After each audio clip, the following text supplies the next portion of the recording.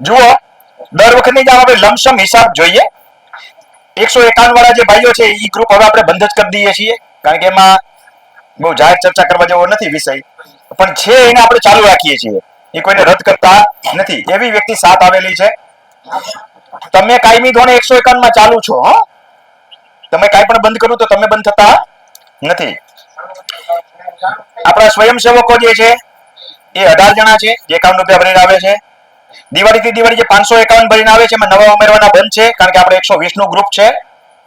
એમાંથી જે છે અત્યારે 12 જણા આવ્યા છે. એપ્રિલ થી એપ્રિલ વાળું ગ્રુપ જે છે એમાં પછી વાત કરશું આપણે. એમાંથી 15 જણા આવેલા છે 1051 ભરીને. શુક્રવાર વાળાને આપણે ક્યાંય ગણતા નથી અહીંયા. શું કામ? પછી તો આપણા દાતાઓ છે, એને કારણે ભયું હાલે છે. કારણ કે અત્યારે જે પૂરી ફી જેમને ભરી 3500 રૂપિયા પૂરી ફી જેને ભરી એવા 13 વ્યક્તિઓ છે, અને 6 વ્યક્તિઓએ ના પાડીથી છતાં એડવાન્સ ભરી દીધા છે. એવા મને એમ કે ઓછા છે, પણ પછી ઓલા હિસાબમાં એવા જોયા ત્યારે ખબર પડી કે 6 વ્યક્તિ એવા છે. એટલે પૂરી ફી 19 જણાની આવી છે. એટલે કુલ ફી નો આંકડો જે છે, આજે રોકડા કેટલા આવ્યા ભાઈ? 31,700 આવ્યા. જેને મને ખાતામાં નાખી દીધા છે એના 18-19 હજાર રૂપિયા ઈ આવ્યા. બાકી 1,000 રૂપિયા ઓલા ભેરા હોય ને અમને આવ્યા, એમાં ઓલા તમે આમાં કાઉન્ટ કરી લીધા. બધા થઈને 53,000 રૂપિયા આપણા ખર્ચ પેટર્નના આપણને રોકડા મળેલા છે. જોરદાર તાલીઓ. આપણું આ વખતે ઘટશે નહીં. આગલી વખતમાં આપણે 12-13 હજાર આવ્યા હતા, ક્યારેક 22 હજાર આવ્યા હતા.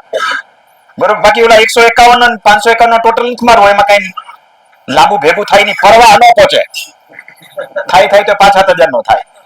પણ આપણું બધું આરામથી હાલ્યું જાય છે, ક્યાંય ઘટ પડતી નથી. સાચી ઘટ એટલે નથી પડતી કે શુક્રવાર વાળા આપણા દાતાઓ છે એને આપણે ક્યાંય કાઉન્ટ નથી કરતા, કારણ કે શીખવા નથી આવી. સીરા હારું સાધુ થયા છે.